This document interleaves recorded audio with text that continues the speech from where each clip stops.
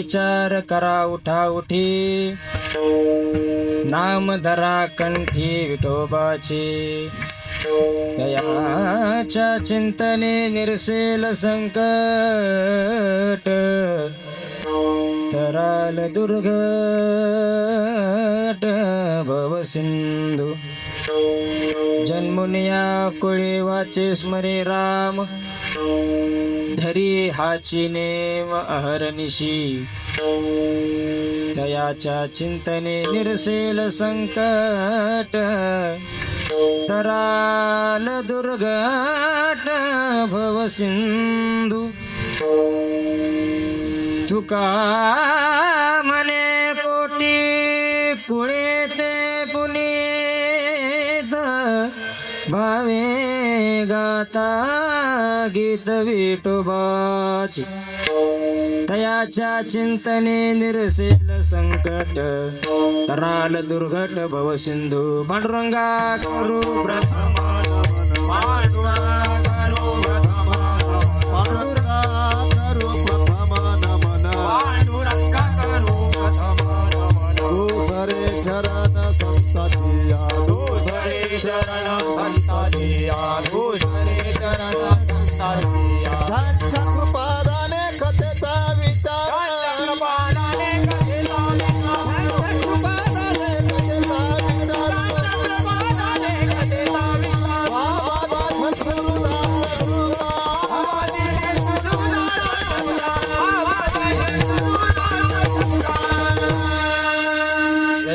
केलिया स्मरण, होय सकळ विद्यांचे अधिकरण.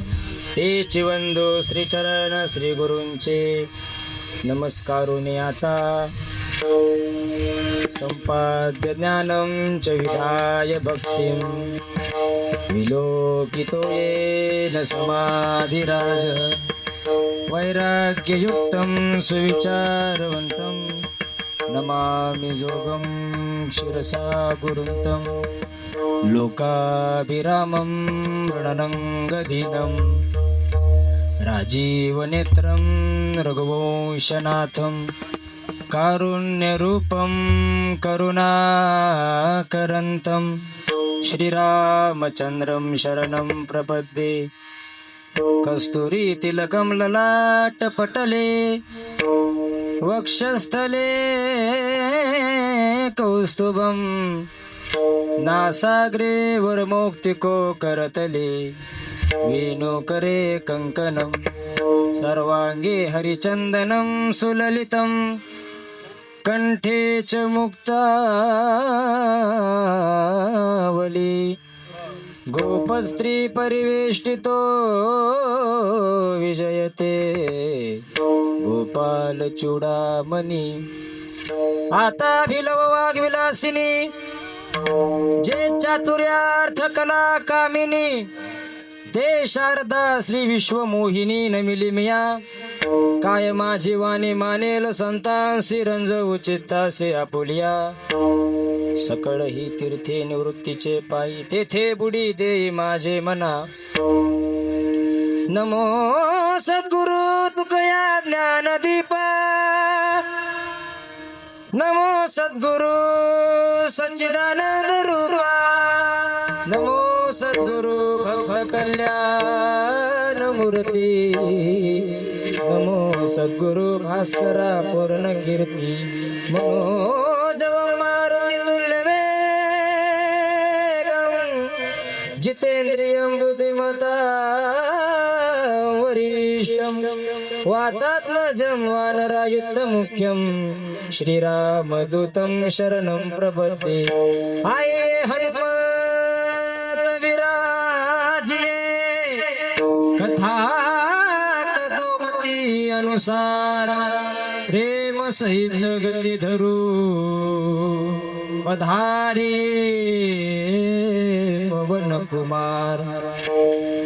शरण शरण हनुमान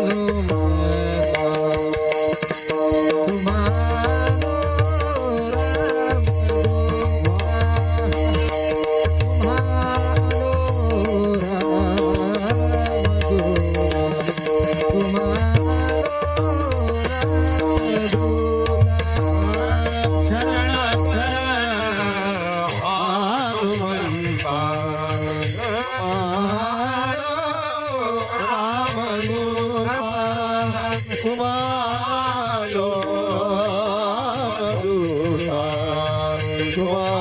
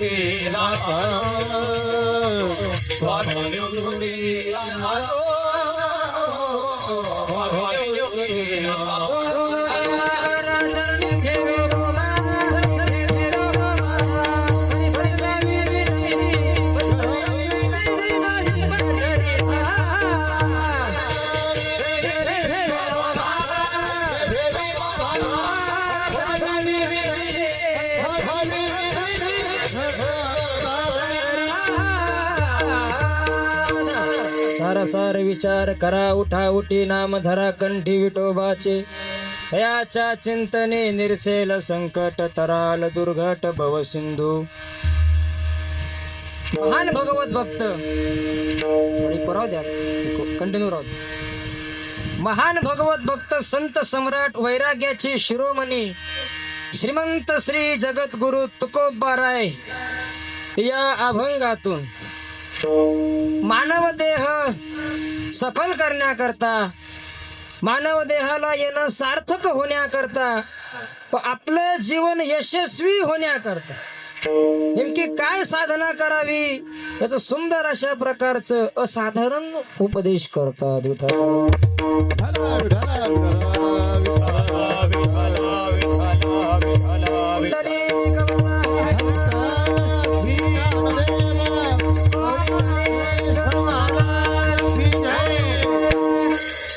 चिंतनाला आरंभ करण्यापूर्वी अल्पसा परिहार देणं हे वक्त्याचं आद्य कर्तव्य. मर्यादा पुरुषोत्तम प्रभू श्री रामचंद्रजींच्या पदस्पर्शाने पावन झालेला जिल्हा नाशिक जिल्हा. भगवान शंकराचं तत्वज्ञान मूर्तिमंत ज्या रूपाने या भूतलावर प्रकट झालं असे असणारे विश्वगुरु निवृत्तीनाथ महाराज यांच्या चरण स्पर्शाने पावन झालेला जिल्हा, वारकऱ्यांचा आशिक जिल्हा नाशिक जिल्हा. या नाशिक जिल्ह्यातील श्री क्षेत्र मडकीजाम या गावामध्ये दरवर्षाप्रमाणे चालू असलेला भव्य दिव्य स्वरूपाचा, ज्यांच्या कृपा आशीर्वादानं हा सप्ताह चालू आहे, प्रातस्मरणीय गुरुनाम गुरु पंढरीनाथ महाराज, पंढरीनाथ महाराज यांच्या कृपा आशीर्वादाने पंढरीनाथ स्वामी महाराज स्वामी राहून गेले स्वामी पंढरीनाथ स्वामी महाराज यांच्या कृपा आशीर्वादाने चालू असलेला अखंड हरिनाम सप्ताह वर्ष 27 आणि या सप्ताहातील तिसऱ्या दिवसाची कीर्तन रूपी सेवा परम भाग्यानं माझ्याकडे ज्यांच्या माध्यमातून आली, याच गावचे आदरणीय श्री अरुण महाराज बैरागी त्यांच्या माध्यमातून मला ही सेवा मिळाली. त्यांच्याही चरणावर दंडवत करतो. आमचे परमस्नेही अक्षयजी महाराज वडजे यांच्याही माध्यमातून मला हा कीर्तनाचा योग आला. तसेच कार्यक्रमाकरता उपस्थित असलेले सर्व गुणीजन मंडळी, बाळ गोपाळ मंडळी, एकदा सर्वांनी टाळ्या वाजवा गुणीजन मंडळी करता. अतिशय सुंदर अशा प्रकारचे बाळ गोपाळ मंडळी आहेत. धन्य माता पिता तयाची या. आणि कीर्तनाकरता उपस्थित असलेले आम्हाला लाभलेले मृदुंग महामेरू, ज्यांचं नाशिक जिल्ह्यामध्ये नाही तर महाराष्ट्रात नाव ज्यांचं आहे, असे आदरणीय ढवण सर, त्यांच्याही चरणावर दंडवत करतो. अगदी गोड पक्वाची साथ संगत त्यांनी केली. आता कोठे काय एक आहे एक नाही. आमचं भाग्य आहे, यांच्या समोर आम्हाला कीर्तन करण्याचा योग आहे. आम्ही अजून विद्यार्थीच आहे. आणि कीर्तना करता आमचे शंकर महाराज डोंगारे असतील, त्यांच्याही चरणावर दंडवत. तसे सर्व गावकरी भजनी मंडळ सगळ्यांची नावं काही मला ज्ञात नाहीत, कारण मी आज पहिल्यांदा आलेलो. आता माझे वडील स्वतः या गावात 4 वर्षापासून, मी पुन्हा येईन या न्यायाने. आजही माझी पहिलीच वेळ आहे, त्याच्यामुळे अजून कोणाच्या घरी चहा प्यायला गेलेलो नाही. त्याच्यामुळे तुमच्या सुदर्शन महाराजांकडे चहा घेतला ना. हा, सुदर्शन महाराजांच्या इकडे खाली पण घालून बसले, त्याच्यामुळे दिसतं ना मला ते. सुदर्शन महाराजांच्या तुम्ही काय नाराज आहे काय माझं? सुदर्शन महाराजांच्या चरणावर दंडवत आहे. सिस्टीम ज्यांची आहे त्यांच्याही चरणावर दंडवत. विनेकरी बाबा तुमच्याही चरणावर दंडवत. तसेच भालदार चोपदार दंडगट आपल्याला लाभलेले आहेत. सर्वांच्या चरणावर अथपासून तर इथेपर्यंत तुम्ही सर्व पांडुरंगाविषयी, शनेश्वर भगवंताविषयी, निवृत्तीनाथांविषयी निष्ठा असणारी भक्त मंडळी आहात. तुमच्या सर्वांच्या चरणावर एकदा साष्टांग दंडवत करतो आणि चिंतनाकडे वळतो. विठ्ठल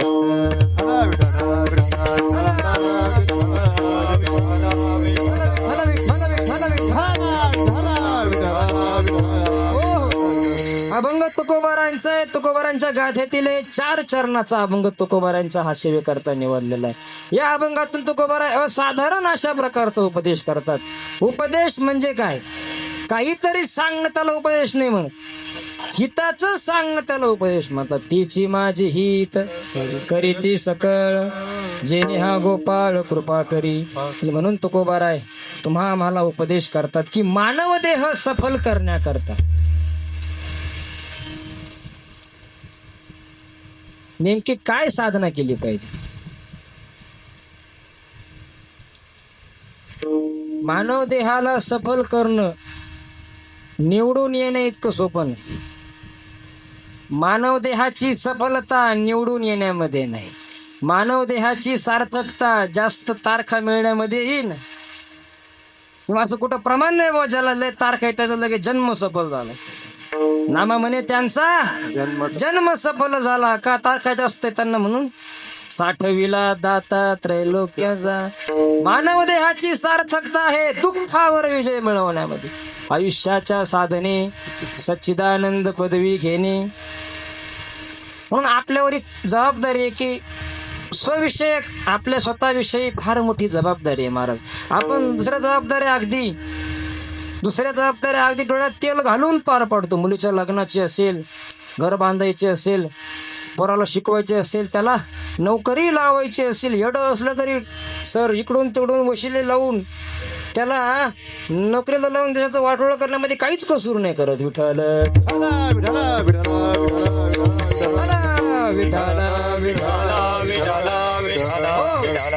पण स्वतःच्या कर्तव्याबाबत मात्र, स्वतःचं कल्याण करण्याबाबत मात्र फार मोठ्या चुका करतो. ज्ञानोबा लिहितात, पाहे पा शरीराची गावा, जया लागी आले पांडवा, तो कार्यार्थ वागवा सांडून. ज्ञानोबा म्हणतात, अर्जुना बघ बघ ही मंडळी या मानव देहाच्या गावाला ज्याच्याकरता आलेली आहे तो कार्यार्थ वागवा सांडून. हे सगळं कार्य ज्याच्याकरता आपण, ज्या कारणाकरता हा नरदेह मिळालेला आहे ते सगळं विसरून गेलेले. वाटे या जनाचे कोरबाश्चर्य, न करीती विचार का बाहिताचा. तुकोबारा म्हणतात, बाप बाप बाप एवढे धैर्यवंत ही मंडळी आहे, केवढा मोठा दम यांच्या पोटामध्ये, यांना स्वतःच्या हिताचा विचारही करता येत नाही. यांना काय मरायचं नाही का? तो विचार जर केलेला नसेल तर तो मग गुन्हेगार आहे. आणि मग गुन्हेगार हा कोणताही असो, गुन्हा जर त्याने केला असेल तर त्याला शिक्षा तर होणारच आहे. एखादा आत्महत्या करायला निघाला आणि तो मेला नाही तर शासन दृष्टीने तो काय तो गुन्हेगार आहे. विठ्ठल विठ्ठल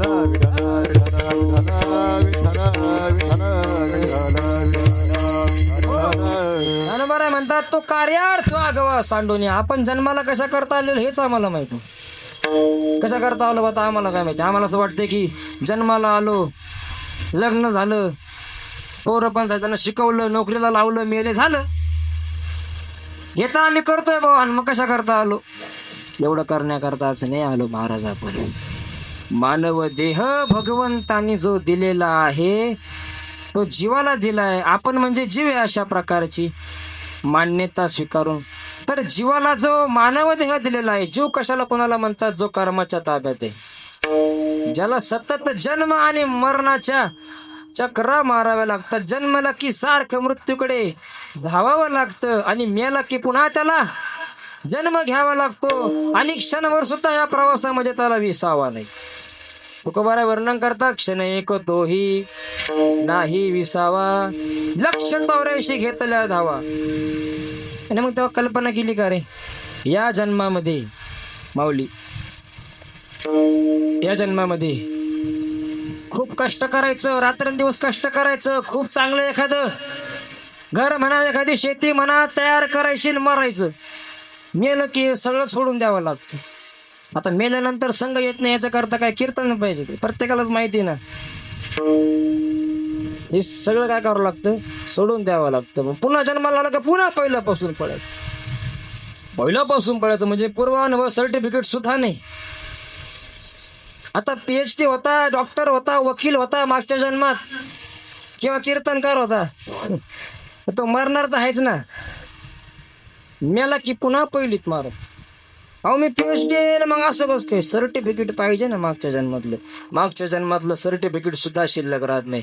पुन्हा त्या जन्मामध्ये असंच पळायचं आणि एक दिवस पुन्हा मरायचं की पुन्हा पहिल्यापासून सुरुवात, पुन्हा मेलं का पुन्हा पहिल्यापासून सुरुवात आहे. आणि हे काही इतकं सोपं नाही. जसं आपण गाडीत बसलो आणि उतरलो, अक्षय महाराज दिंडोरीवरून बसलो आणि तर मडकी जामला उतरलो, एवढं सोपं आहे का? जन्मलो आणि मेलो. महाराज मरत असताना काय वेदना होतात तो मेलेला सांगायला येत नाही, आणि सांगत असलेला कधी मेलेला नसतो. विठ्ठल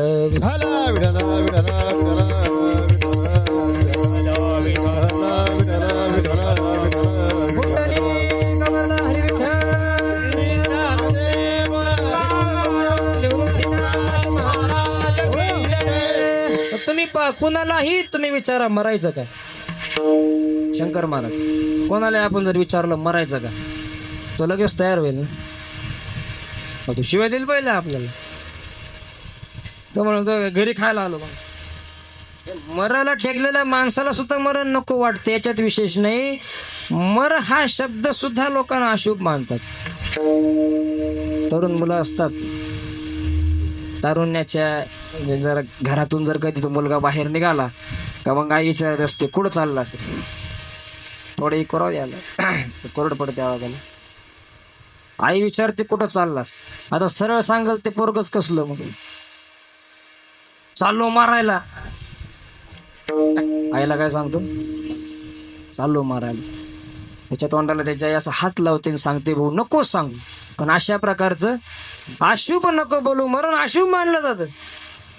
का अशुभ मानतात? तसं वास्तविक गीतेमध्ये आलेलं की वासांसी जीर्णानी यथाविहाय नवा निगृण हाती नरोपरानी.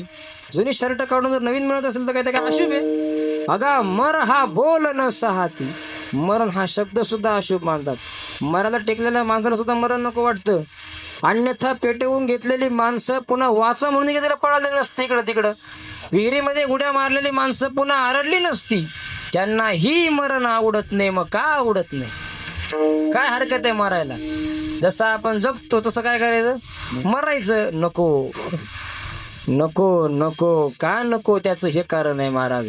त्यावेळेला म्हणजे हे शरीर सोडत असताना शरीरात राहणाऱ्या जीवात्म्याला जी पीडा होते, जे क्लेश होतात, जे दुःख सहन करावं लागतं ते एवढं भयानक आहे.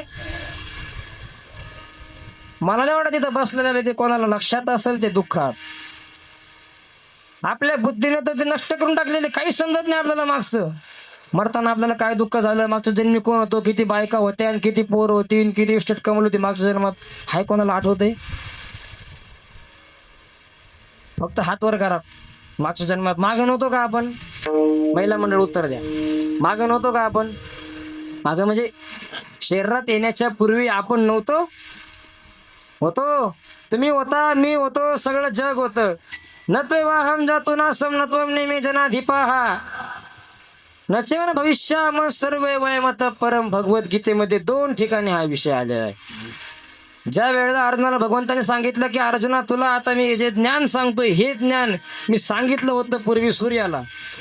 मग सूर्याने ते मनुला सांगितलं थोडासा विषय आहे, आता थोडस ऐकून घ्या, तुम्हाला ऐकून घ्यावं लागेल कारण आम्हाला ती सवय लागलेली चिंतन सांगायची. विठ्ठल विठ्ठल संस्थेची अशी भक्कम परंपरा आहे अक्षय महाराज.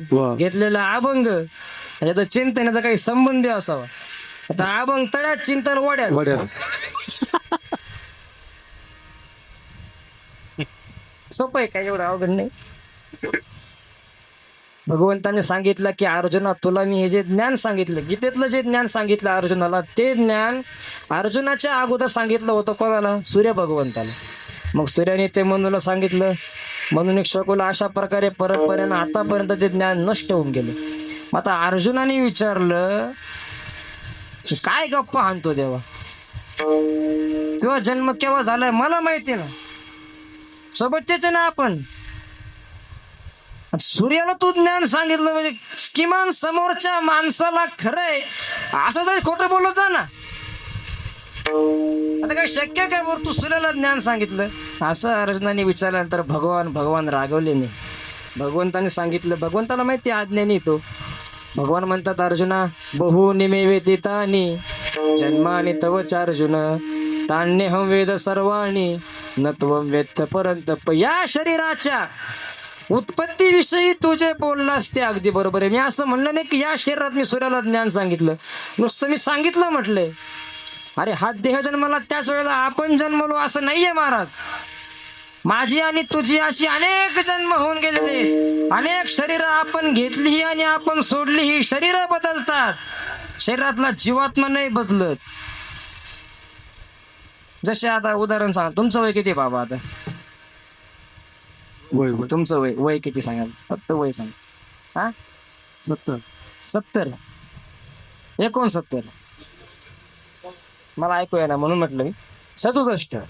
आतापर्यंत तुम्ही शर्ट किती बदलले? भरपूर बदलले. भरपूर हा काही आकडा नाही ना, नाही सांगता येत एवढे बदललेले. दुसरा झाला म्हणजे ते आपण काय करतो, फेकून देतो, दुसरा घेतो. आणि मग जसं शर्ट आपण बदलतो तसा जीवात्मा शरीर बदलतो. कारण शरीर हे जीवाचं काय वस्त्र आहे, वस्त्र. आता आम्हाला नाही कळत तर आम्ही त्याला आपलं स्वरूप मानतो, हा भाग वेगळा. खर तर आमचा अज्ञानपणा येतो शरीराला आपलं स्वरूप मानणं. अन्यथा शरीर आपलं स्वरूप नाहीये, शरीरात आपलं स्वरूप आहे. विठ्ठल विठ्ठल विठ्ठल विठ्ठल विठ्ठल विठ्ठल गोवर्धा हरी विठ्ठल.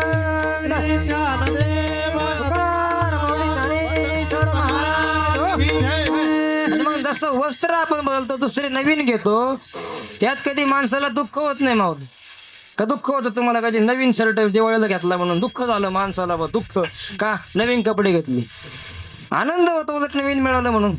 पण शरीरातच असं नाही महाराज. शरीर सोडताना फार दुःख होतं, नवीन घेतानाही खूप दुःख होतं. तुकोबाराने त्याविषयी असं म्हटलेलं आहे, अनेक दुःखे सांगो किती सगळा संसाराची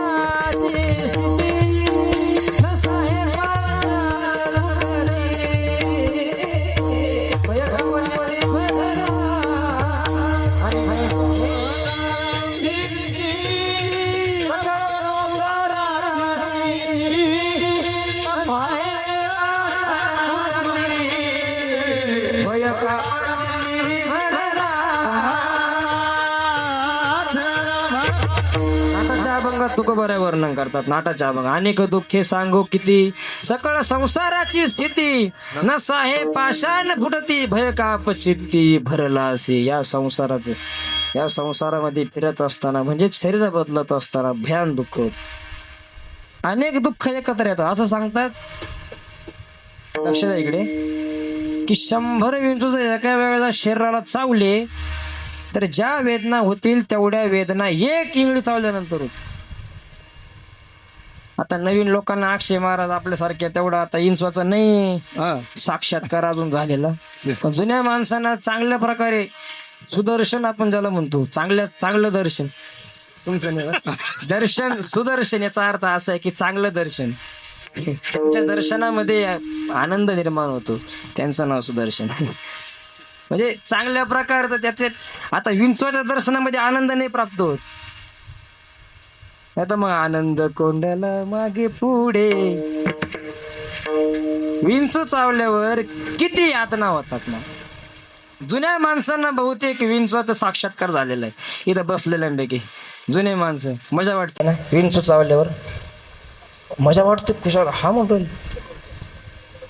आग होती माऊली, वेदना खूप होता. 100 विंचू कल्पना करा फक्त. 100 विंचू एकाच वेळेला एकाच माणसाला जर चावले तर किती वेदना होती.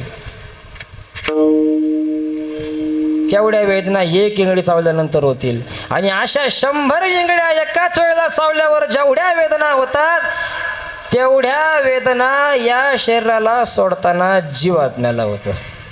नाही त्या यमासी करुणा, बाहेर काढिता कुढी प्राणा, उढाळ सापडे तसे जण्या चोर यातना धैर्य येतो. नाही त्या यमासी करुणा, त्याला काय दया नाही येत महाराज. पण तिथं असं मेलेल्या माणसाचं पोस्टमार्टम करतात पहा दवाखान्यामध्ये. आपण बघितलेलं नाही अजून, पण असं ऐकलेलं आहे की ते छातीवर बसून छंदाने हाणतात, डोकं फोडतात, सर्व शरीराचं फाडतात. ते पाहणाऱ्याला कसं तरी वाटतं. आता पाहणाऱ्याला जरी कसं तरी वाटत असलं तरी बी त्यांचं ते काय रोजचं धंदाच आहे ना, उठरे चिंता तो धंदा, त्याच्यामुळे त्यांना ते रोजच करावं लागतं. त्यांना काय वाटत नाही.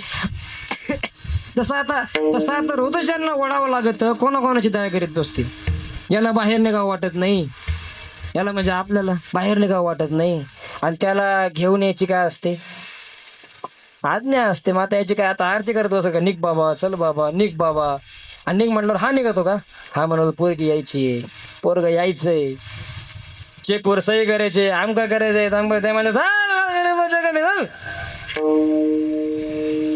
तुझा टाइम संपलेला. आता काही नाही, मंत्रीन संत्रीत फोनदार फौजदार कोण कलेक्टर चाल, मग तेथे नचले काही. बरं तिथं काय अशी बंडल फिंडला अशी विसर होता बी येत नाही ना महाराज. विठ्ठल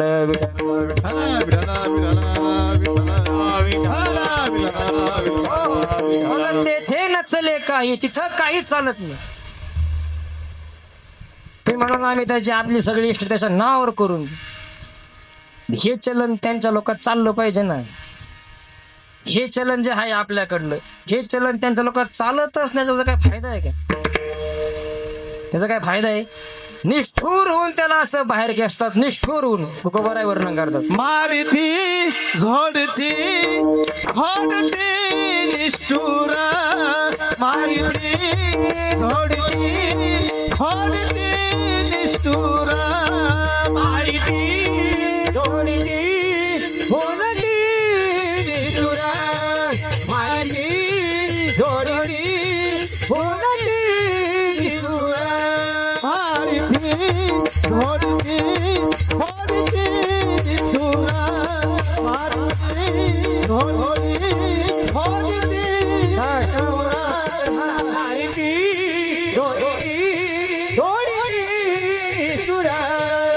मारती झोडती खोडती निष्ठुर, मारती झोडती खोडती निष्ठुर.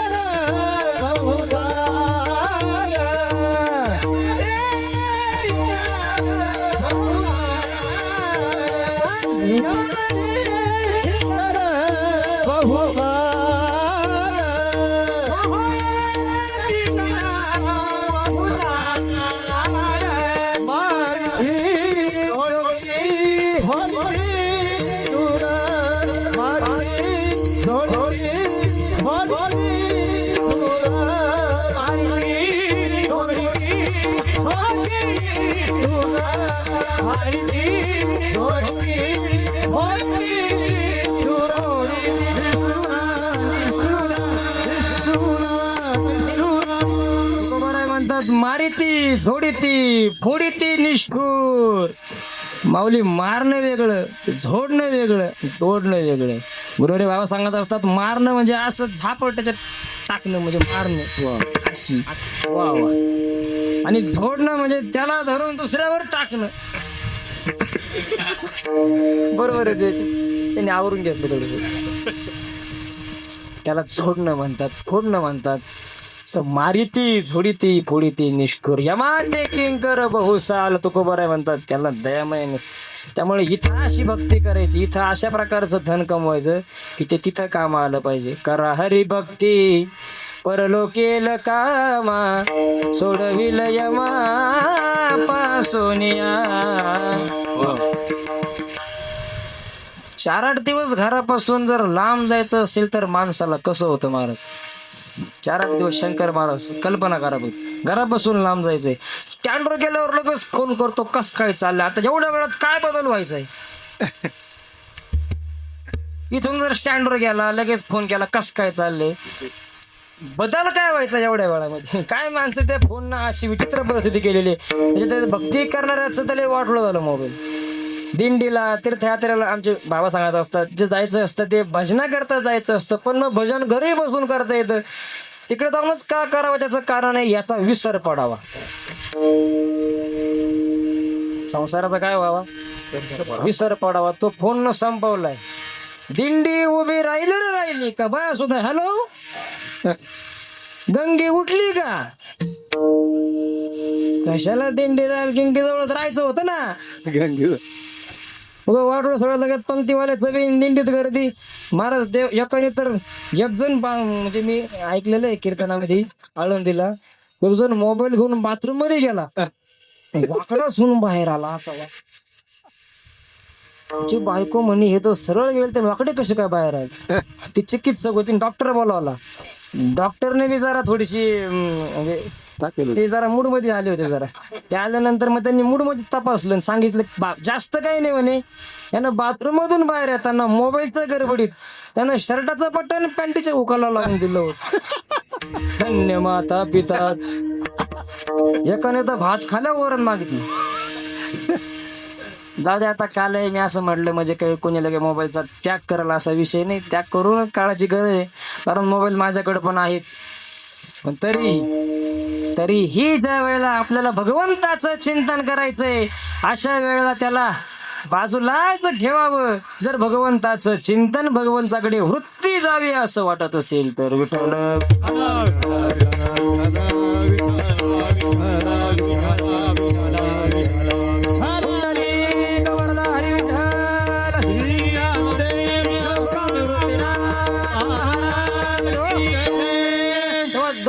दिवसाकरता जर घर सोडायचं असेल तर माणसं कासावीस होतात. मरायच्या वेळेला घर जे सोडायचंय ते काय असं 2-5 दिवसाकरता, महिन्याकरता, वर्षाकरता नाही. मग कसं सोडायचंय, कायमचं. पुन्हा संपर्काचं साधन अजून तरी निघालेलं नाही. विज्ञान बरंच पुढे गेलं पण अजून तरी याचा शोध लागलेला नाही का एकदा मेलेल्या माणसाचा पुन्हा संपर्क करता येईल. कसं चाललंय तुमचं. आता उगा मेल्यानंतर टाकावं लागतं स्वर्गवासी. आता कोणत्या वासाला गेलेले असतात ते त्याला माहित नसतं का हो तुमचे पिताश्री म्हणजे काय कारणामुळं लिव्हर खराब झालं म्हणे. तर लिव्हर कशाने खराब होतं, दारूने खराब होतं. वैकुंठवासी. आता ते कोणत्या आता ते वचनम किम दरीत राहतं. आज थोडी लिहिता येतं नरकवासी ते म्हणून स्वर्गवासी लिहावं लागतं. पण ते कुठं गेलेलं आहे याचा काय तपास लागत नाही. अजून तपास लागला नाही. मेलेला माणूस त्या माणसाचा ते ह्यांना ओळखत नाही किंवा हा त्यांना ओळखत नाही. अजून तरी असं नाही निघालेलं की आपण त्याला मिस कॉल देता येईल, तिकडून त्यांना रिंग मारता येईल. ते ह्यांना ओळखत नाही किंवा हा त्यांना ओळखत नाही. महाराज असं सोडायचंय एवढं ऐकल्यानंतरच कस तरी अंगावर काटा येतो. सोडल्यावर होईल याच्यात विशेष नाही. अशी भयान दुःख असतात. तिसरं पुन्हा तिथं जे नेतात ते आरोपी म्हणूनच लगेच कमवून ठेवलेलं असतं पण तिकडे आरोपी. चरवलेला एकदा बाबांसोबत आम्ही गेलो होतो. त्यांच्या नुसत्या घराला फर्निचर नुसतं करोडो रुपयाचं लागलं. आता शेवटी सांगत नाही महाराज, फॉरेन वरून तिकडून त्या याच्या फ्रान्स मधून त्यांच्या फरशा येतात, विमानाने फरशा ते बसवतात. काय खर्च करतात लोक. स्वर्गात शोभावा असा बंगला. त्या बंगल्याकडे बघितल्यानंतर स्वर्गातल्या इंद्राने सुद्धा लाळ घोटावी त्या बंगल्याकडे पण. अशा प्रकारचे बंगले आम्ही गेलो होतो विद्यार्थी सर्व. आम्ही त्या फर्निचरवर सगळे बसलेलो. आणि एक 3x6चा अशा प्रकारचा भाग होता का तिथं फरशी नव्हती, खडी आथरलेली होती. त्या खडीवर एक पोतं आणि त्या पोत्यावर एक व्यक्ती बसला होता. आणि नेमकं योगायोगाने मीच विचारलं ते कोण आहे, तर ते म्हणे ते घराचे मालक आहे. घराचे मालक. आता घराचे मालक बघितल्यानंतर आम्ही काय वर बसणार आहे का? ते खाली बसले, आम्ही वर बसायचं काय? मग ते आम्ही खाली बसायला लागलो. त्यांच्या त्या पत्नीला ते सांगू लागले, अहो नका त्यांना आग्रह करू, उठावं बस. आम्ही त्यांना आग्रह केला, पण नका त्यांना आग्रह करू. आम्ही तर म्हटलं एवढं सगळं हे बांधलं कशा कर? आता सगळं खरं असलं तरी त्यांना अलर्जी, मृदू शयची त्यांना काय अलर्जी. जर खडीवर नाही झोपलं तर अंग सुजत. मला तर खरंच दया वाटते. ज्याने काहीच कमवून ठेवलं नाही त्याचं काही नाही, त्याला इथे सारखं त्याचं सारखंच आहे. पण ज्यांनी लय मग आता लय कमवलेलं आहे, ज्यांनी खूप त्यांच्या प्रारब्धाने चांगलं मिळतं म्हणा, पण ज्यांनी खूप कमवलेलं आहे त्यांना कसा प्राण होत असेल. आमचे बाबा एक उदाहरण सांगत असतात. भिकारी एका रेल्वेमध्ये चढला आणि थोडीशी पुढे गेल्यानंतर मनमाळ क्रॉस केल्यावर त्याला कळलं की ती कोल्हापूरला चालली. त्यांनी म्हणलं, हा कोल्हापूरला चालली? अहो मला मुंबईला जायचं होतं. थांबायची का ट्रेन? थांब नाही, आता काय गेली तर गेली. आता मुंबईला जाऊन तरी मी काय करणार होतो? भिकच मागणार होतो. कोल्हापूरला मागेल. तसं या ज्याने काहीच कमवलेलं नाही त्याचं इथं काय नाही, पण किती त्याचा प्राण कासावीत होतो ज्याने लय कमवलेले. ते सगळे आरोपी असतात, त्याचं सगळं मग रेकॉर्ड काढतात. त्याचं जे प्रारब्ध असतं, जास्त पाप असेल तर त्याचे लगेच नरकात रवानगी करतात. शास्त्रामध्ये आलेले. म्हणून संत सांगतात, नरकात घालणारे कर्म तुम्ही करू नका बापू. बरेच बहुतेक कर्म हे नरकात घालणारे. मांस खाणं मजा वाटते आता मांस खाणाऱ्याला, पण जे मांस खाणारे असतात तुकोबाराय वर्णन कर. मांस खाता हंस खरी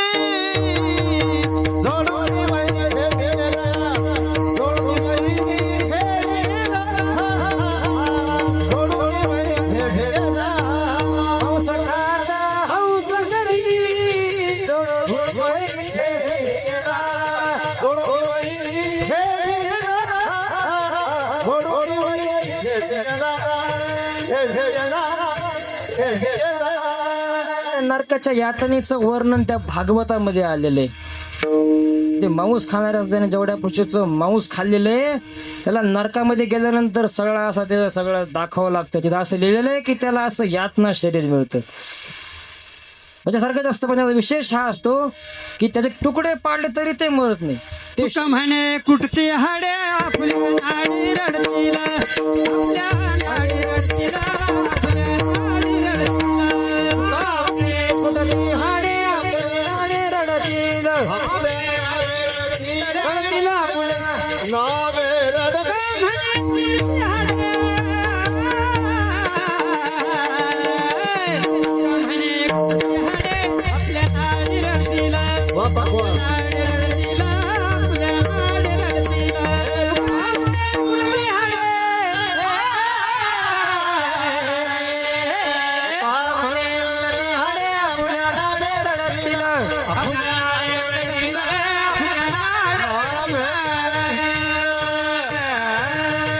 अतिशय समर्पक प्रमाण शंकर महाराज टाळ्या वाजवत जोरात एकदम.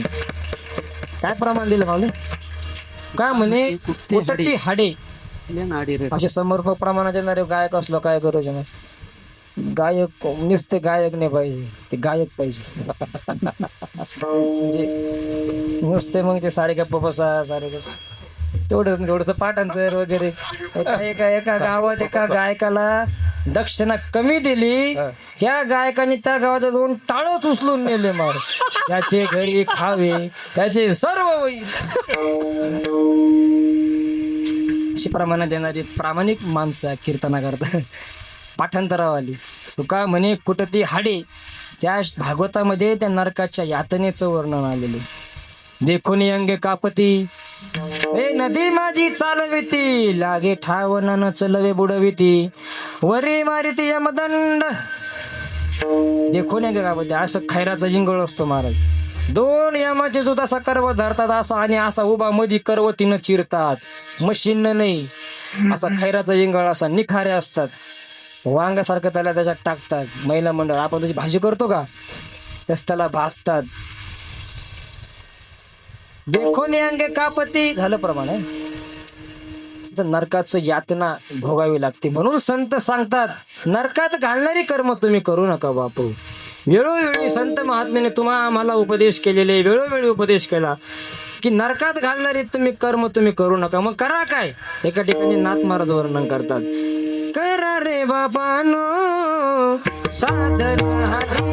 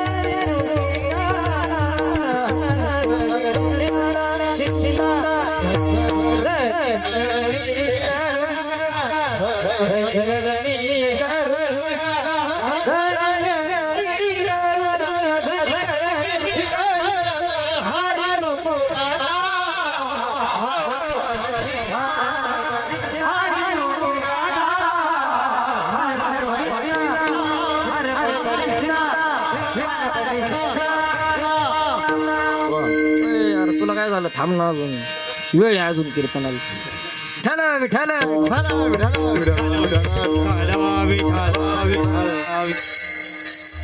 करा रे बापांनो साधन हरीचे.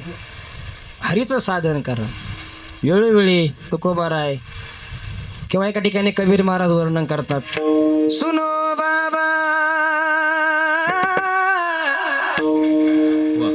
सुनो बाबा सुनो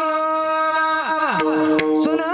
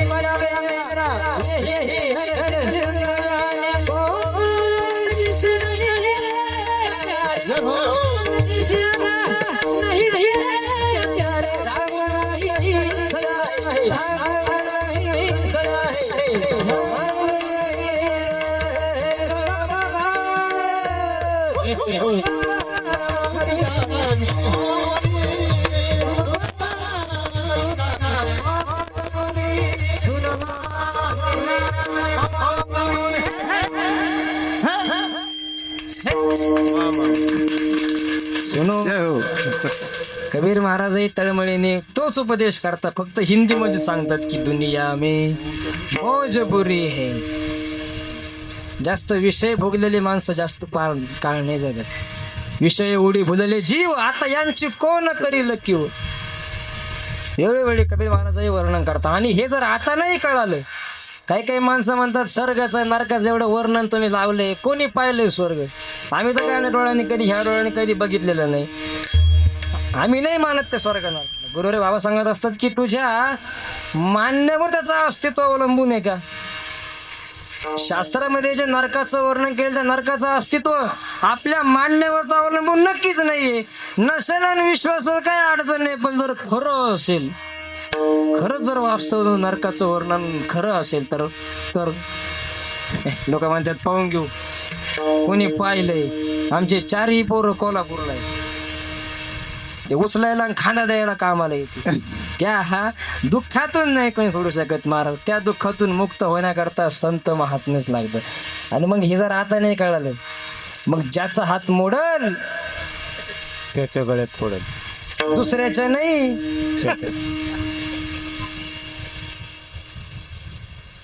ज्याचा हात मोडल त्याच्याच गळ्यात पडतो. जसे कर्म केलेले असतात त्याप्रमाणे ते भोगावे. केले कर्म झाले तेथी भोगावे. केले कर्म झाले होय भोगावे. कर्म झाले तेथी भोगावे. केले कर्म झाले ते भोगावे.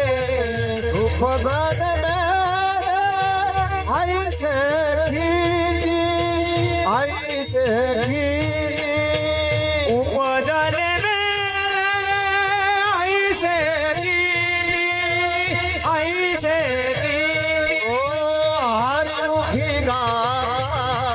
हर पद चित्ता हरिमुखी गा हर पद चिंता हरी मुखी गाता हरपण चिंता हरी मुखी गाता हरपण चिंता. केले कर्म झाले ते भोगावे. उपजले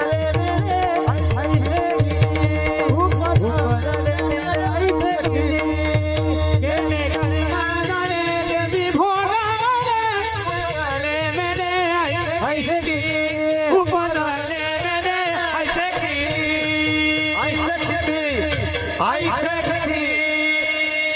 त्यामुळे जे कर्म घडेल तशा प्रकारचे भोग पुढे काय करावे लागतील? भोगावे लागतील. आता जर गहू पेरला असेल तरच तो गहू खायला मिळणार आहे. आता जे तुम्हाला भोगायला मिळतं हे आता केलेलं नाही.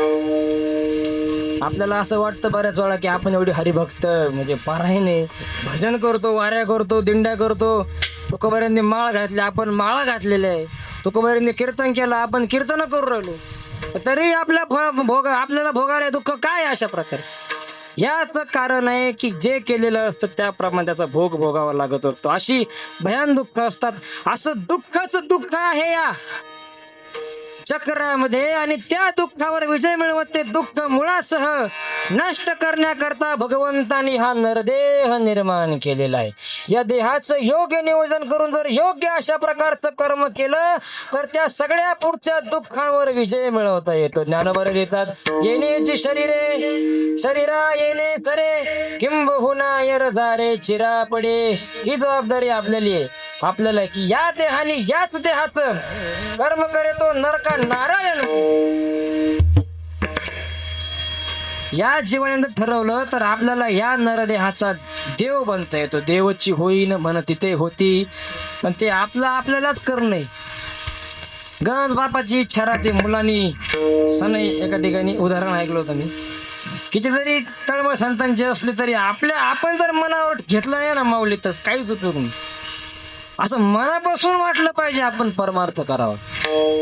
परमार्थाची साधना मनाने स्वीकारली पाहिजे. असं मनातून वाटलं पाहिजे. तेव्हा असं दुःखच दुःख आहे या चक्रामध्ये. आणि त्या दुःखावर विजय मिळवत ते दुःख नष्ट करण्याकरता ते आपल्यालाच नष्ट करायचंय. त्या दुःखातून मुक्त करण्याकरता आपली आई कामाला येत नाही, बाप कामाला येत नाही, तिथं कोणीच कामाला येत नाही. तुका म्हणे तुला सोडविना कोणी एका चक्रपाणी वासुनी. किंवा गीतेमध्ये वर्णन करता उद्धरेत आत्मनात्मानम नात्मान मौसादयेत आत्मैव हात्मन बंधू आत्मैव रिपोरात्मन. आपण आपले शत्रू आणि आपणच आपले मित्र. जर आपण ठरवून ठेवलं असेल की आपल्या जीवनावरून नांगर घालवायचं असेल, जेवणाचं वाटोळं करायचं, ते आपल्या हातामध्येच आहे ना. निषिद्ध काय चांगलं काय हे आपल्याला कळत नाही का? म्हणून तुकोबा एका ठिकाणी वर्णन करतात की तुम्ही तुमची जी सोडवण आहे तुम्हालाच करायची. आपुली आपण घरा सोडवा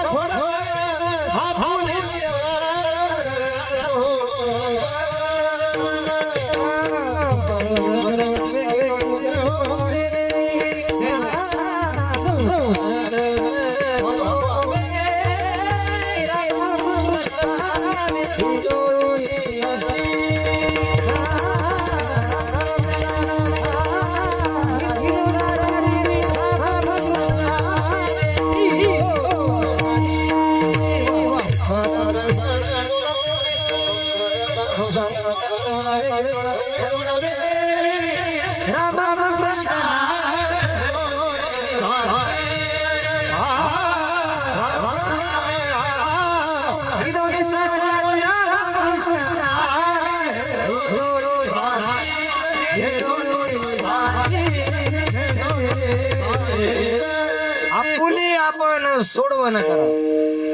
नाही तर मग माझा मीच झालो शत्रू, कैची पुत्र दारा, कैचा मित्र कासा घातला पसरू. तेव्हा जास्त चिंतन न लांबवता एकच याच्यातून सांगणे की सकल संत महात्मे तुम्हा आम्हाला उपदेश करतात की असं दुःखच दुःख आहे या चक्रामध्ये. त्या दुःखावर विजय मिळवत ते दुःख कारणासह नष्ट करण्याकरता भगवंताने हा नरदेह निर्माण केलेला आहे. मग तुम्ही म्हटलं की आता पांडुरंगाला भजायचंय, पांडुरंगाला शरण जायचंय, तर ते केल्यानंतर नेमकं काय? ते केल्यानंतर या दुःखाचं कारण काय आणि त्या दुःखाचा कारणासह नाश कसा होतो, या दोन्ही प्रश्नांची उत्तर आज घेतलेल्या अभंगाच्या 2 चरणात दिलेले आहेत. काय करायचं अभंगाचं पहिलं, सारा सार विचार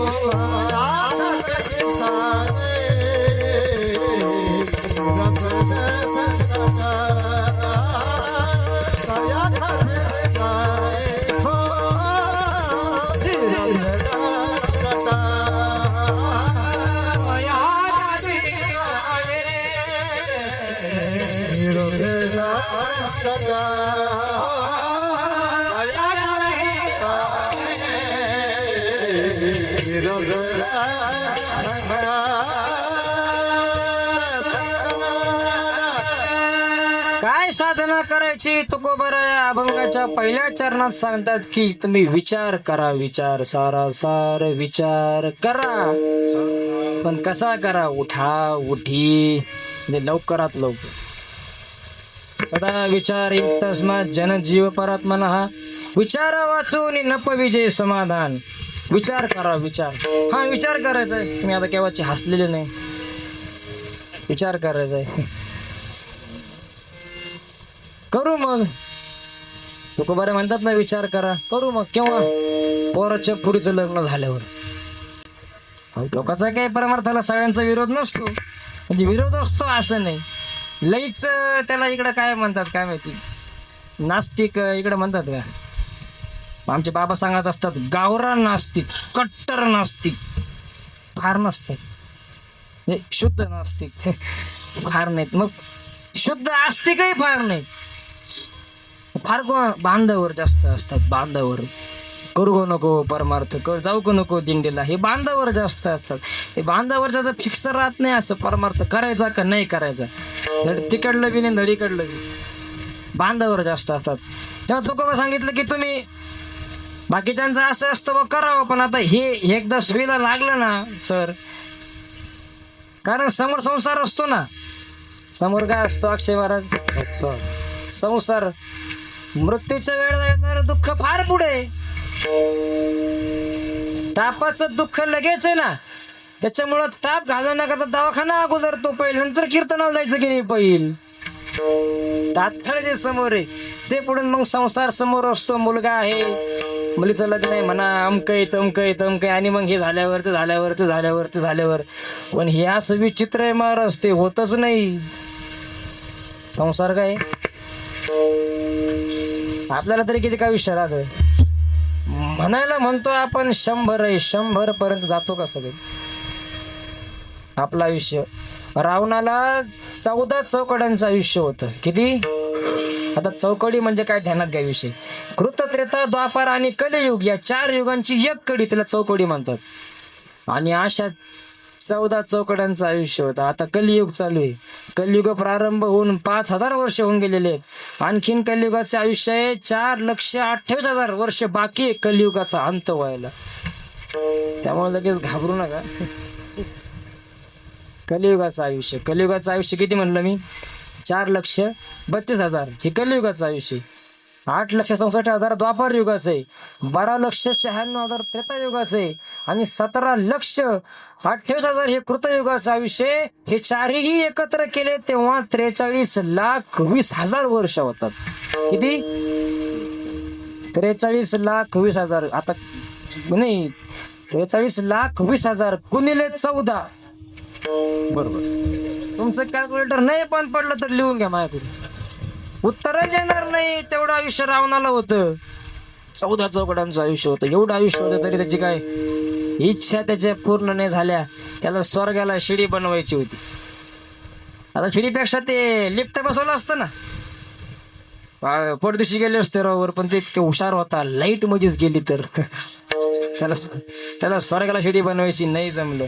समुद्राचं खारं पाणी त्याला गोड बनवत होतं, नाही बनलं ते. आम्ही जाऊन आलो रामेश्वरमला, कन्याकुमारीला, पाणी खारट आहे, नाही बनलं ते. सोन्याला सुगंध आणायची इच्छा होती, भाव महाग झालं पण ते सोन्याला सुगंध नाही आला, तेही पूर्ण झालं.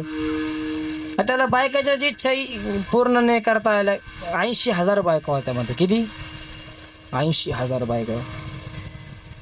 तरी पण त्याची काय इच्छा पूर्ण नाही झाली. दुसऱ्याची आणली, त्याच्यातच सगळं रामायण झालं. दुसऱ्याची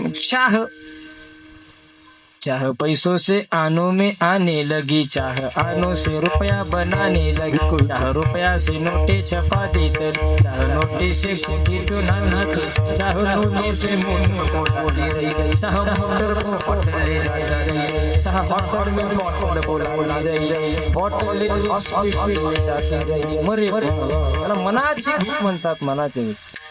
जैसे भी 50 वैसे तो 1000 तो लाख बगे की कोट अरब खरब होने की चाह, स्वर्ग पताल का राज करो, तृष्णा तो अगाती आग लगेगी.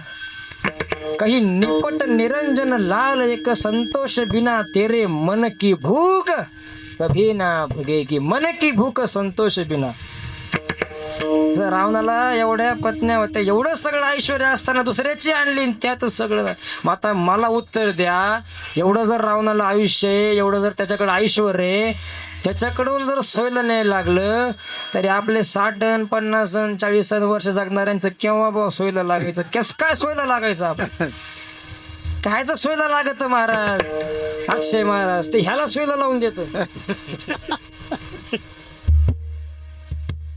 आपण नाही संसाराला सोयला लावू शकत. संसाराने आतापर्यंत असंख्य वेळेला आपल्याला काय केलंय? सोयीला लावलेलं महाराज. सोडावंच लागतं, सोडावंच लागतं. झडझडोनी वहिला आली का ज्ञानोबा म्हणतात भक्तीचे वाटे लाग. काही काही तर म्हणतात देवानं बोलवलं आम्ही येऊ. आम्ही येऊ ना वारीला, तुम्ही सांगतात ना देवानं बोलवलं आम्ही येऊ. त्याचा काय खेटर खोळंबलाय आपल्याशी.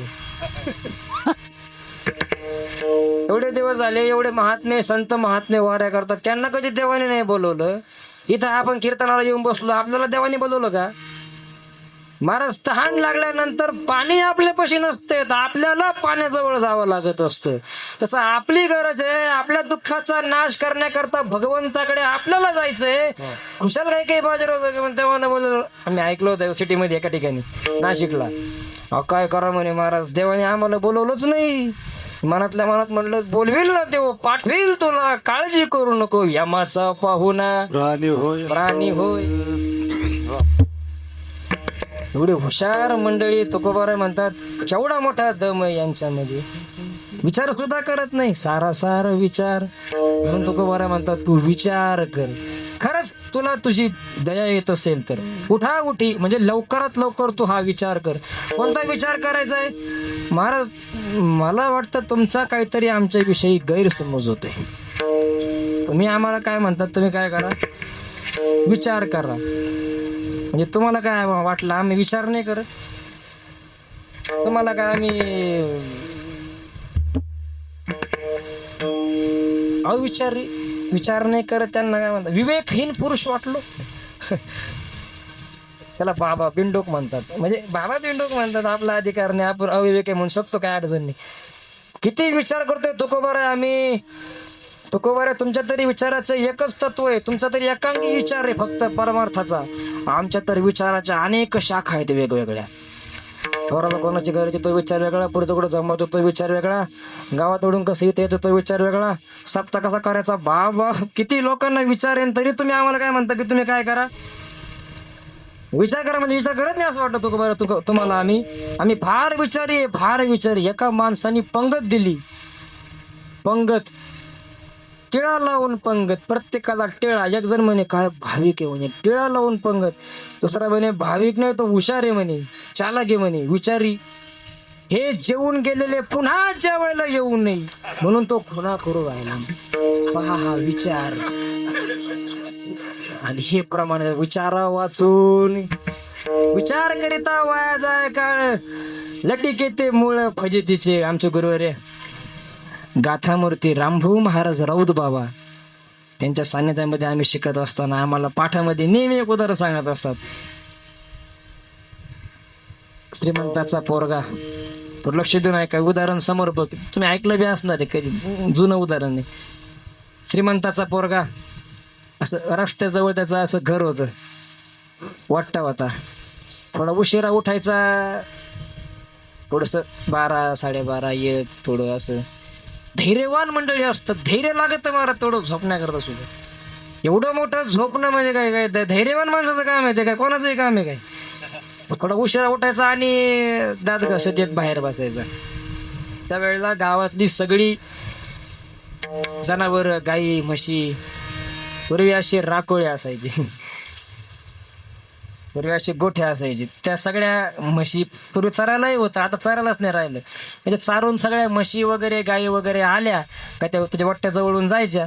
आणि त्या राकोळी त्या गर्दीमध्ये एक म्हैस होती, फार असं वय झालेलं होतं, गुबगुबीत चांगली होती, पण तिची जी शिंग आहे ना ती नॅचरल रित्या एवढी सुंदर होती. शिंग बरं का, काय काय जे ठेवूनच अशी राहते महाराज, काय ते त्यांना देवानं देणगी दिलेली असते. काय माहिती ते फुलपाखरे बा, त्यांचे जे पंख आहेत, काय कलर भरलाय त्यामध्ये भगवंतांनी, नुसतं त्याच्याकडे पाहत राहा वाटतं. तशी ती शिंग आणि म्हैस पण शिंग. बऱ्याच म्हशी अशा शिंगामुळं गोड दिसतात, जाऊ द्या आता. गोड गोड शिंग थोडी पुढे आली का त्याच्या डोक्यात विचारायचं की त्या शिंगात आपलं डोकं जाईल का. ती शिंग त्याच्या डोळ्या पुढे अशी फिरत राहायची, त्याच्या डोक्यात एवढंच विचारायचं की त्या शिंगात आपलं डोकं जाईल का. काय कारण नाही काय, पण सहज विचारायचा शिंगात डोकं जाईल का. दररोज जवळपास त्याने 6 महिने असा विचार केला, शिंगात डोकं जाईल का.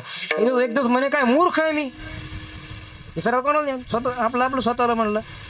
6 महिने झालेले आहेत, नुसता विचार करतोय आपण, घालून पाहिला काय अडचण आहे म्हणे. आणि मग त्यांनी ठरवलं त्या म्हशीला आपल्याकडे वेधून घेण्याकरता घासाची पेंडी घेऊन आला. थोडं लवकर उठला त्या दिवशी, थोडं 7 7:30 8ला उठला आणि घासाची पेंडी घेऊन मग ते थोडं तयारीत होता. कशाच्या, डोकं घालायचं. डोकं त्या शिंगामध्ये अशी गोल शिंग होती, आता काही फोडून आणणार मी तुम्हाला दाखवला असता.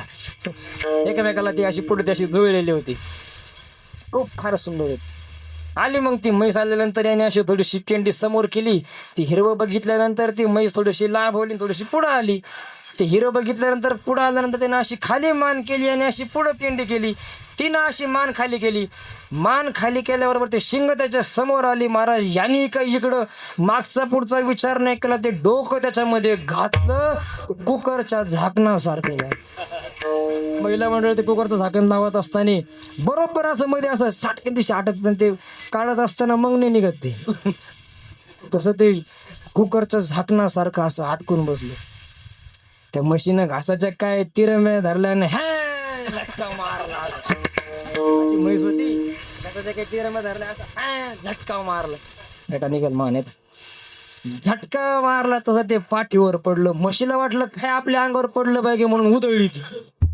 याचं डोकं अडकलेलं सगळं शरीर, मग डोकं अडकल्यामुळे ते अशी खाली खाली पळायला लागली आणि ते लोटण्यासारखं मध्ये आलं. सगळं शरीर जमिनीवर घासायला लागलं आणि मग आरडायला लागला, वाचवा वाचवा. लोक पळाले अशी तुमच्या माझ्यासारखे बसले होते पारमार्थिक लोक पळाली, पण ती म्हैस पळाल्यानंतर अजून जरा ती अजूनच जरा मग अजून बिघडली, थोडीशी बिघडला, सगळाच कार्यक्रम बिघडला. चारी बाजूनी लोक जमले आणि मग ती म्हैस काय झाली, शांत झाली. मग ती हळूच असं डोकं असं आपण झाकण कसं काढतो साटकन दिसत, हळूच डोकं काढून घेतलं. डोकं काढल्यानंतर सगळा साळला पाठीमागून सगळ्या फजिता होऊन गेली बिचाऱ्याची. लोक त्याच्याकडे पाहायला लागले, सगळे केवळ नजरेने पाहायला लागले. एक जण म्हणे, काय मूर्ख तू, विचार तरी कर जरा म्हणे. तो म्हणे, अय अरे 1-2 दिवस काय, मी 6 महिने विचार केला म्हणे. अरुण महाराज कशाचा, मला तुम्ही सांगा, तुम्ही याला विचार म्हणणार आहे? डोकं जाईल की नाही, डोकं जाईल की नाही, डोकं जाईल की नाही, डोकं जाईल की नाही, डोकं जाईल की नाही, हा विचार आहे.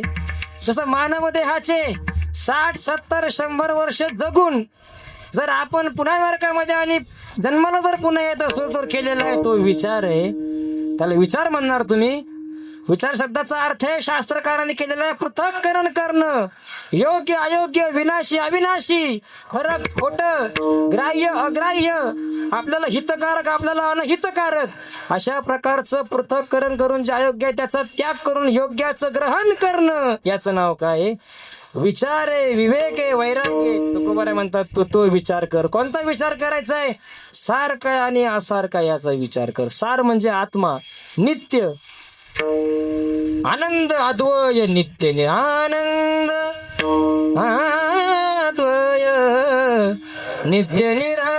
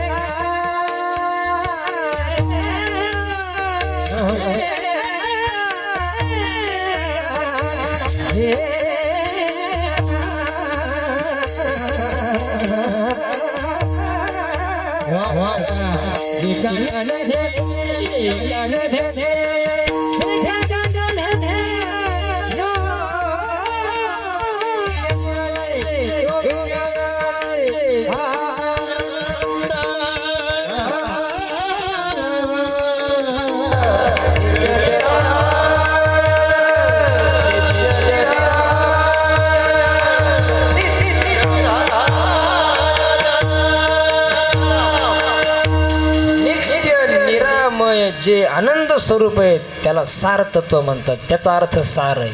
सार म्हणजे आपल्या भाजीतला नाही, मी आता तो वर्णन केला काय, त्याला सार तत्व म्हणतात. आणि आसार म्हणजे काय? हे दुःख रूपी तो संसार, याला आसार म्हणतात. याचा तो विचार कर. आता एवढा विचार करायला आम्हाला, तुम्हाला काय आम्ही रिकामे आमचं ठीक आहे बाबा, आता आनंदाला जाणं, विचारसागर वाचणं, अभ्यास करणं प्रत्येकाला शक्य होत नाही ना. याचा विचार करायचा म्हणजे साराचा आणि आसाराचा, एवढं आमच्याच्याने नाही शक्य महाराज. मग आम्ही काय करायचं? मग नामधरा कंठी,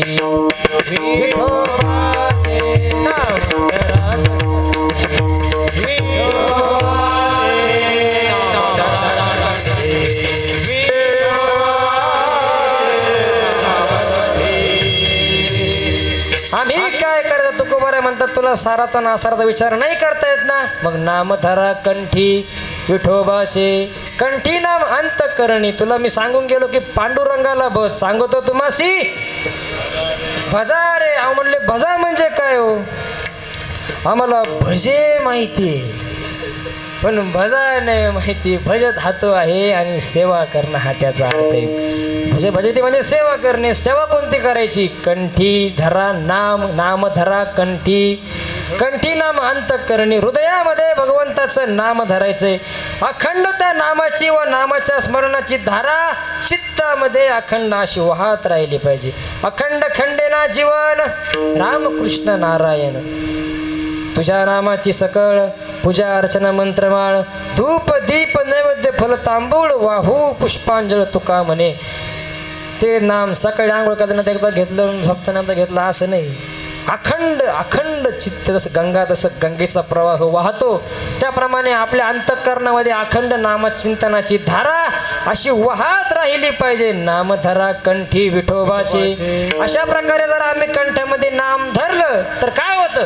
तयाच्या चिंतने निर्शल संकट, निर्शल संकट, निर्शल संकट.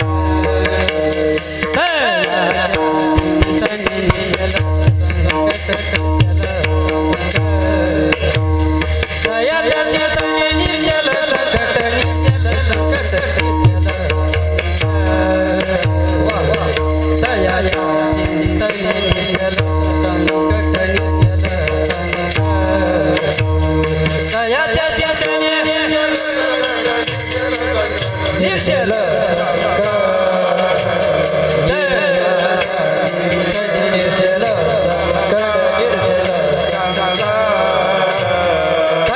चिंतने निर्शल संकट,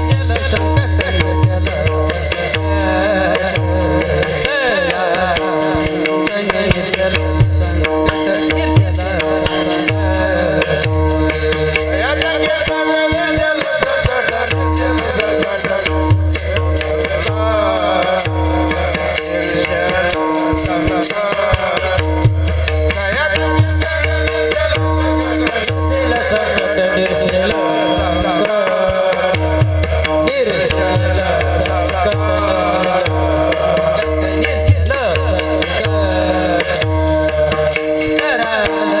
परशुराम महाराज जायबा यांची चाली बरोबर ना? मी ऐकली होती, मी आळंदीला एकदा. कन्हैया महाराज, सुखदेव महाराज चालू. वा वा. तयाच्या चिंतने निरसेल संकट. त्याचं चिंतन केल्यानंतर काय होतं? संकट निरसेल. संकट, संकट कशाला म्हणतात? दुःखाचं संकट. फार मोठं संकट आलो त्याच्यातून आम्ही काय करलो? पडलो, पार पडलो. दुःखाला संकट म्हणतात. आणि ते संकट निरसेल. कसं निरसेल? दुःखाला जर संकट म्हणतात तर दुःख कसं निरसेल? कारण दुःखाचं अधिष्ठान शरीर. अधिष्ठान शब्दाचा अर्थ आहे मुक्काम. दुःखाचा मुक्काम कुठे आहे? शरीर आहे तोपर्यंत आपल्याला दुःख सहन करावं लागणार. शरीराचं दुःख उपादान आहे. शरीरातून दुःख जर काढलं ना बाजूला तर शरीरच राहत नाही. घोंगडी विकणारा आला होता एक जण, मडकी जामला. चांगली घोंगडी होती, मुलायम होती. हे नाही, घोंगडी नाही, घोंगडी राहते ती, मुलायम होती, फारच सुंदर होती. आणि विचारलं मग एकाने, का घोंगडी केवढ्याला आहे? तो म्हणे 5,000ला. तो काय म्हणे? हां, घोंगडी 5,000ला घोंगडी? आमच्या नांदगावला, गंगापूरला तर 1,000 रुपयाला एक घोंगडी. तर म्हणे अशा असतात का त्या? नाही, अशा नसतात. आशाची किंमत 5,000 रुपये. एवढं कसं काय फरक हो? असं काय एवढं या घोंगडीमध्ये? काय सोन्याच्या तारा बसवल्या आहेत? तो म्हणला सोन्याच्या ताराची घोंगडी 5,000ला येते का? लोकर आहे, लोकर. आणि हिमालयामध्ये चरणाऱ्या त्या मेंढराच्या लहान त्या बछड्याची लोकर त्याची घोंगडी केली. बघितली का आता ती? तो म्हणे चांगली जेव पण 5,000 लय होता हो. मग ती घ्या तिकडली. नाही घ्यायची तर हीच. पण तुम्ही म्हणता की हे लोकरच्यात महाग आहे. मग असं करा, लोकर काढून घ्या आणि नुसती मग घोंगडी मला द्या ना. तो म्हणे माझा बाप बी देणार नाही. कारण लोकर काढलं खाली करायला त्याच्यात. लोकर तिचं उपादान शरीर आहे तर दुःख आहे. शरीरातून दुःख बाजूला काढलं तर शरीरच राहत नाही. शरीर आहे ठेस लागणार, शरीर आहे भूक लागणार, शरीर आहे सर्दी होणार. शरीर दुःखाचे, दुःखच नको वाटत असेल तर शरीराला यायला नाही पाहिजे. शरीरा म्हणजेच जन्म घ्यावा लागेल. ज्या कारणामुळे जन्म घ्यावा लागतो त्या कारणाचा नाश करावा लागेल. म्हणून जन्माला न येणं यालाच मुक्त होणं, यालाच उद्धार होणं, यालाच हित होणं, यालाच कल्याण होणं. शास्त्रामध्ये वेगवेगळे नाव आहेत. मागील या जन्मामुक्त झालो. पण मग तुम्ही म्हणता की जे संकट निरसेल तयाच्या चिंतने, त्याचं चिंतन केल्यानंतर काय होत नाही महाराज. तुकोबारे म्हणतात काय नव्हे केले एका चिंतिता विठ्ठले. त्याचं भगवंताचं जर आपण मनाने नामस्मरण केलं तर तो आपल्याकरता काय करत नाही, काही लागत नाही हो महाराज. तुकोबारे म्हणतात नको सेववन, नको सांडवण, नको सेववन, नुसतं काय कर चिंती नारायण. त्यागही करू नको, वनातही जाऊ नको, फक्त चिंती नारायण. इथं घरदार सोडून पंढरपुरात जाऊन बसता चातुर्मास आणि त्यांच्याकडून चिंती नारायण होय ना गेलं काही लागत नाही महाराज. पर पैसे लागत नाही नामस्मरण करायला. का तुम्ही बघितलं असं कुठं नामस्मरण करायचं आहे, नामस्मरण करता का तुला पावती फाडावी लागत नाही, पैसे लागत नाही, काहीच लागत नाही, तरी होत नाही. मग माणसाकडून सगळं होतं पण तेवढं होत नाही. ते जर आपण केलं तर तयाच्या चिंतने संकट निरसेल आणि तराल दुर्घट भवसिंधू. ह्या भवसिंधूचं वर्णन करत असताना ज्ञानोबा सांगतात याच्याकरता अनेकांनी आपल्या बाहुबळावर तरून जाण्याचा प्रयत्न केला पण नाही तरले. इथं फक्त तरले कोण, आता ते भरपूर आहे सांगण्याकरता वेळ कमी आहे. अनेकांनी प्रयत्न केले, एकी स्वयंबुद्धीच्या बाही, एकाले त्या शुद्धची नाही, एकी जाणीवाच्या डोही गरिबीची गिळीले पण पलीकडे नाही गेले. एकी वेदत्रयाच्या सांगडी घेतल्या अहमभावाची धोंडी, ते मदमिना तोंडी सगळेची गेले पण पलीकडे नाही गेले. एके वेशाचे झाडं बांधले, ते मनमथाचे काशी लागले, ते सांडेले विषय वगैरे सगळे सांडून या पण पलीकडे नाही गेले. एकी यजनक्रियेची पेटी बांधून घातली पोटी, स्वर्गसुखाच्या कपाटी शिरकोनी ठेले पण पलीकडे नाही गेले. पलीकडे गेले कोण, येथे एक चिलीला तरले, जे सर्व भावे मज भजले, तया थडी सरले माया जाळ. ज्ञानोबाराय म्हणतात जे शरण येतात त्यांचाच फक्त उद्धार होतो. जे नामस्मरण चिंतनी निरसेल संकट तराल दुर्घट भवसिंधू. म्हणून तुकोबाराय वर्णन करतात की जन्मोन या कुळी वाचे स्मरा राम. चांगल्या पवित्र कुळामध्ये आपला जन्म झालेला. इतिहासामध्ये दाखवतात की आपला जन्म माकडापासून झालेला आहे. चुकीचं आहे. आमचे बाबा सांगत असतात की मनूपासून मानव झालेला आहे, माकडापासून नाही आपण झालेलो. आता का बरं माकडापासून माणसं होत नाही?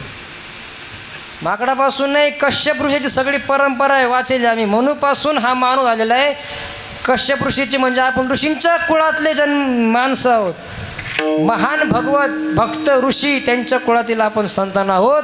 म्हणून तुकोबाराय म्हणतात जन्मोन या कुळी, शब्द नाही घातला इथं, फक्त कुळी म्हटलेले. वाचे स्मरा राम धरी हाची नेम अहरणीची हाव. नाम घेण्याचा नियम दररोज माणसाने असा नियम करावा महाराज. कमीत कमी 5,000 10,000 15,000 नामस्मरण आपल्याकडून जेवढं होईल तेवढं झालं पाहिजे.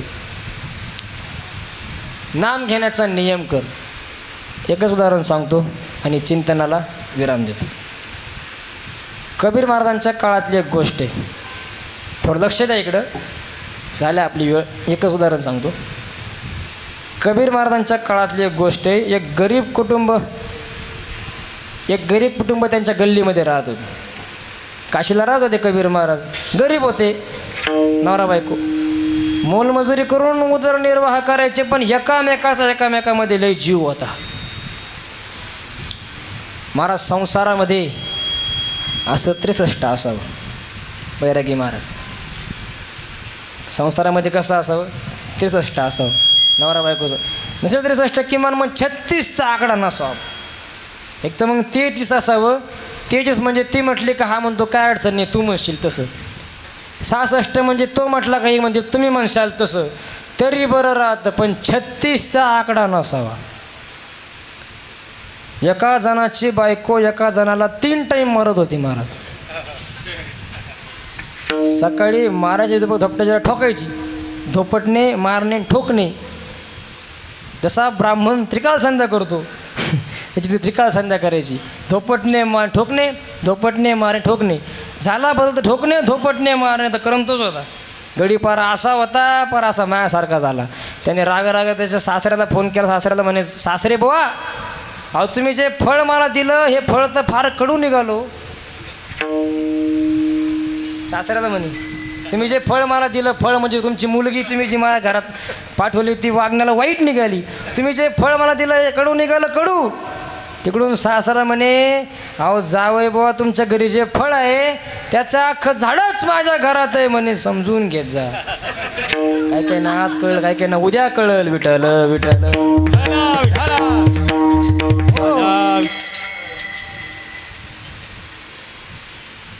36चा आकडा सांगत होतो मी. 36चा आकडा नसला पाहिजे. तर मग किती बी श्रीमंत असले, किती बी 100 मधल्याची इमारती जरी फ्लॅट असला तरी ते लांबून दाखवत आम्ही तिथं राहतो. मग चला की घरी. नको, घरी गेल्यावर ही लांबूनच. त्यांचं 63 होतं.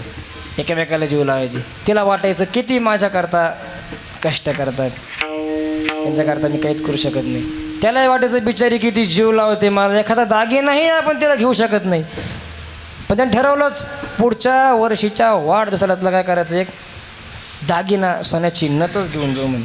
महाराज त्याने पैसे जमवले. हळूहळू त्यानं तंबाखू खायची बंद करून टाकली.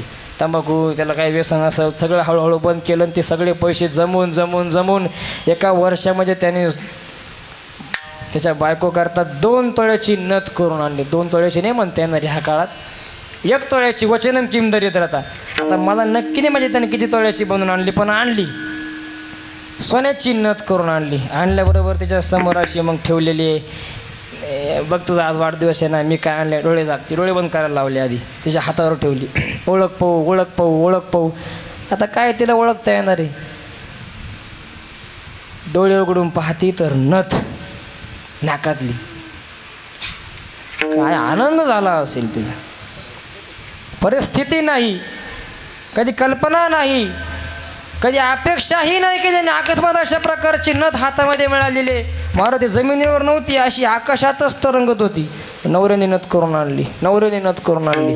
नाकात घातली. छिद्र बारीक होतं तर दाबनाने मोठं केलं. माझं त्याची कोणी स्तुती केली पाहिजे ना. नाकात घातली, कसं फक्त जेवण आटोपलं की लगेच शेजारणीच्या घरी मग नाकच खाजवायची, शिकरायची, लोकांनी पाव.